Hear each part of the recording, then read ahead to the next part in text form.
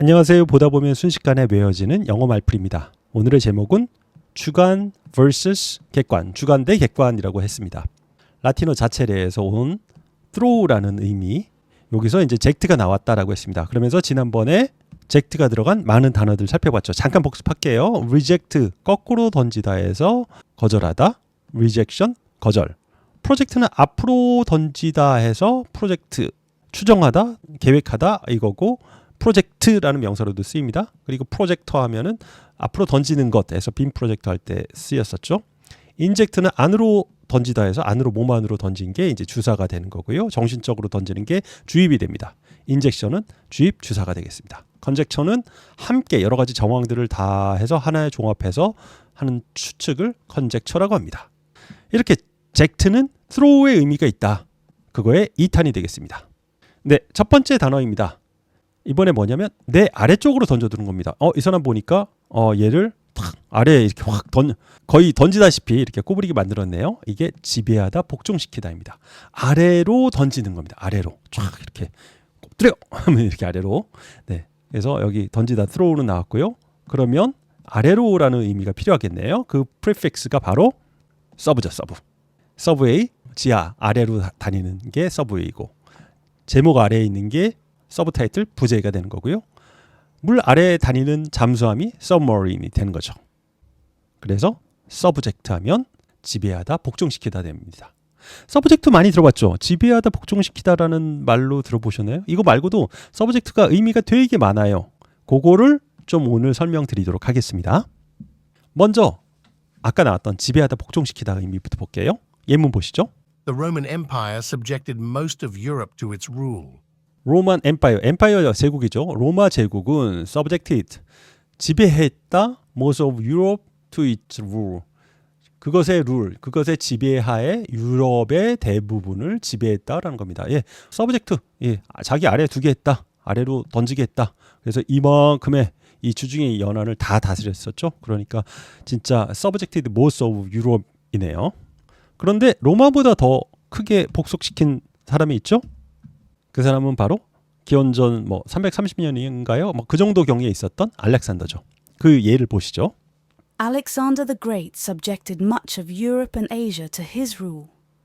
Alexander the Great, 알렉산더 the Great 대왕이죠. 예, 알렉산더 대왕은 subjected much of Europe and Asia to his rule.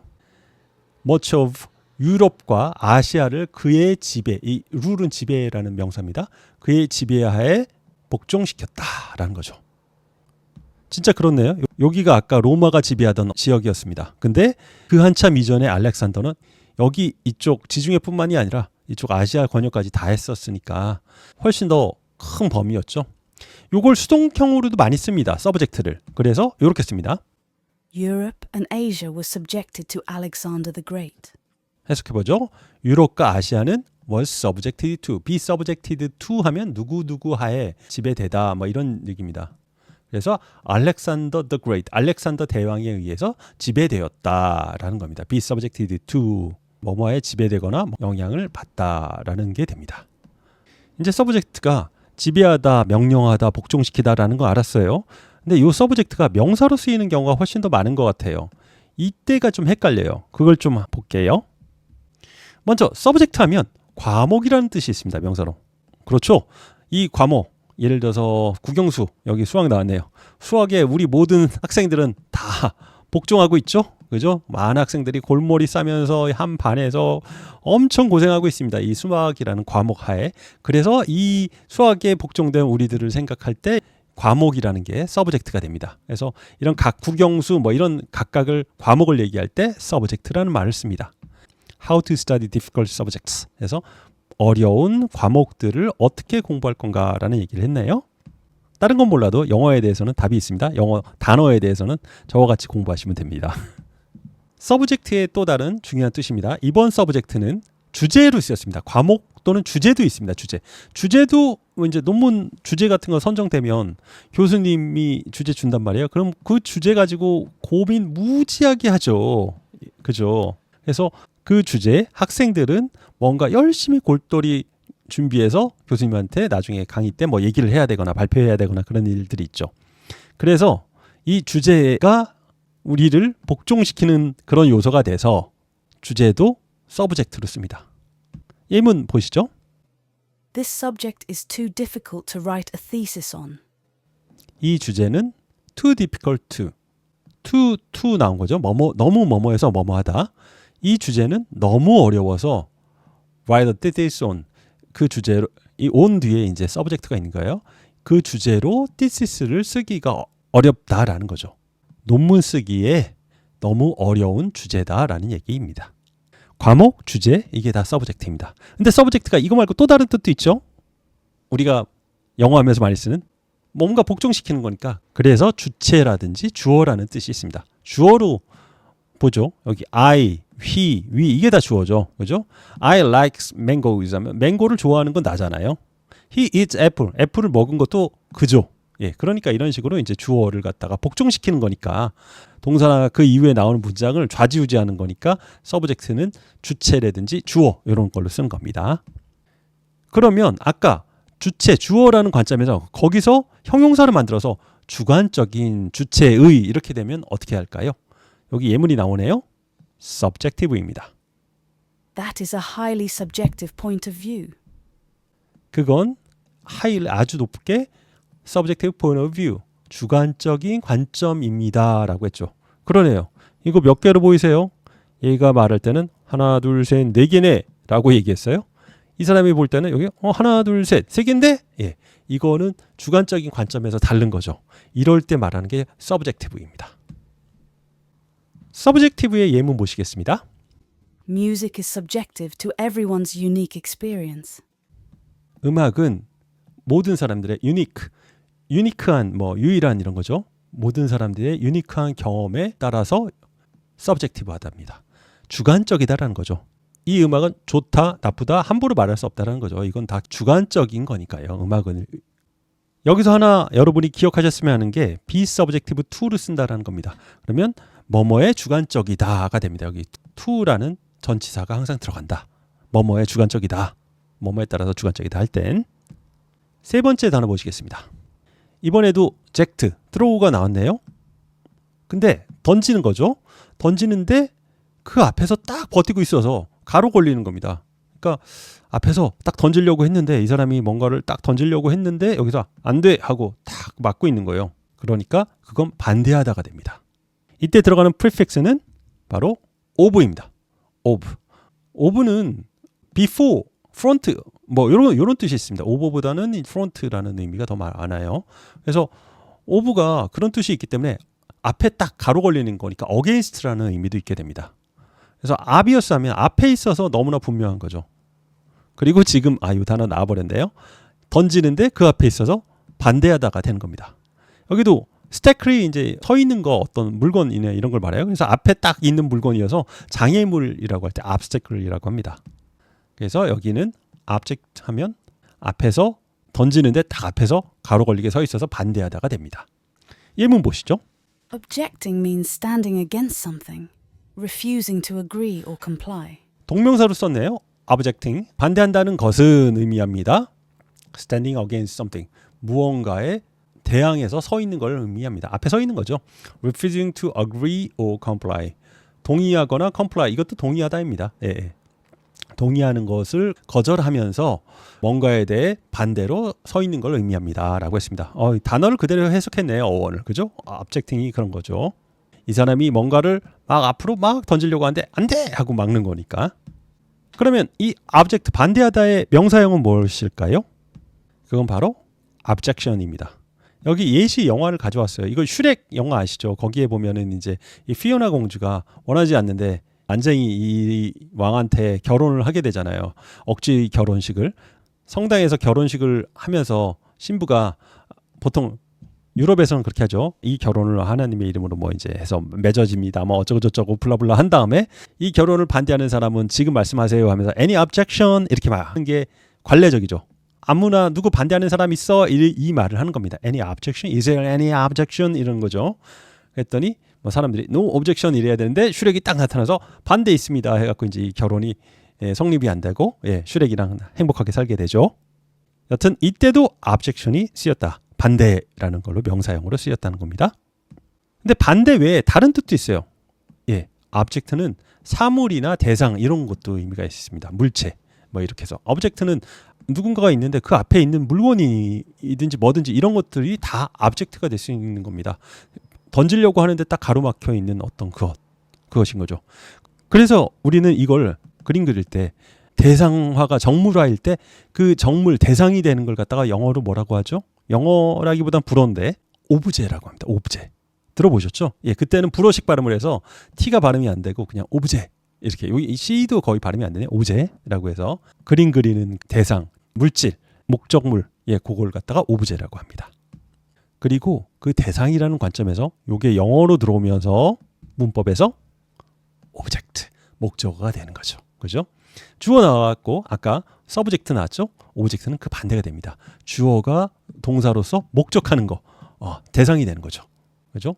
그래서 여기 I like mangoes 하면 맹고를 좋아한다 해서 한국어로는 을 이런 게 붙는 게 바로 오브젝트 목적어가 되는 거죠.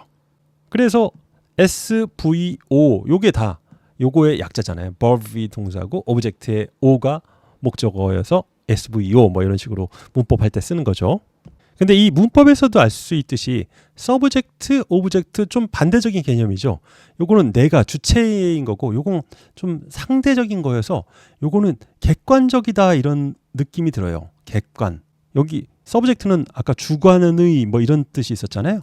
그래서 오브젝트를 가지고 객관적인 이런 형용사를 만들 수 있습니다. 그게 무엇일까요? 바로 objective입니다. 객관적인이 되는 거죠. 목적물이 떨어져 있으니까 주관적인 게 아니라 객관적인 게 되는 겁니다. 예문 읽어보시죠. I find it difficult to be objective where he's concerned. 나는 좀 어렵습니다. 어떻게 되기가? To be objective, 객관적이 되기가 어렵대요. Where he is concerned. 그가 연관이 돼 있는 곳에서는 해서 그랑 관련된 일에 있어서는 나는 객관적이 되기가 어렵습니다. 아마 그가 이 사람의 가족이라든지 아니면 애인인가 봐요. 그래서 객관적이 되기가 어렵다라는 얘기입니다. objective, 객관적인 이었습니다. 그래서 형용사끼리 비교를 해보면 앞에 subject에서 subjective, 주관적인이라는 말이 나왔었잖아요. 여기 객관적인은 objective가 되는 거죠. 예를 들어서 사과 4개가 있어요. 얘도 4개고 누가 봐도 4개 자명하죠. 요게 이제 객관적인 거죠. 그래서 objective이고요.